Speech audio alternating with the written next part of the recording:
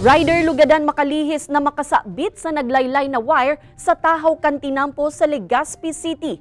Mga opisyal kan barangay hagad sa alekon na aksyonan ang mga nakalaylay na kable tanganing malikayan na ang mga aksidente. Uyan report ni Rosie Nieva.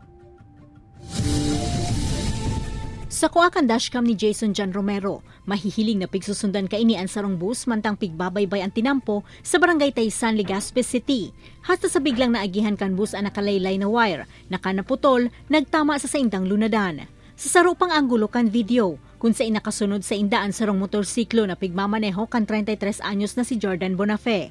Mahihiling man na daay kaininari sa wire hasta sa nakasabit sa motorsiklo ni Jordan, rason para matumba ini sa tinampo. Nagsapon in lugad sa manlain-lain na parte kan lawas ang nasambitan ng rider. May power pa pala yun. Mabuti, hindi ako gaano na kuryente.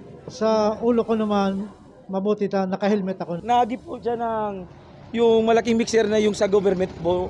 Tapos lumaylay yung dalawang kable ng kuryente sa pagitan nitong bahay na ito. Tapos yung sa abandonadong bahay, yung sa amin.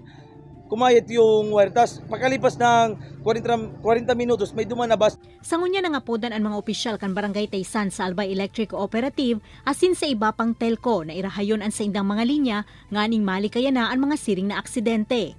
Napag-araman na bako sa nakaini ang enot na beses na may naaksidente sa lugar huli sa mga nakalaylay na wire. Nangangapodan po kami sa kumpanya sa nasabing mga ahensya na sana po pagkabisita asin itaas-taas po ninda lalo na po digdi sa National Road.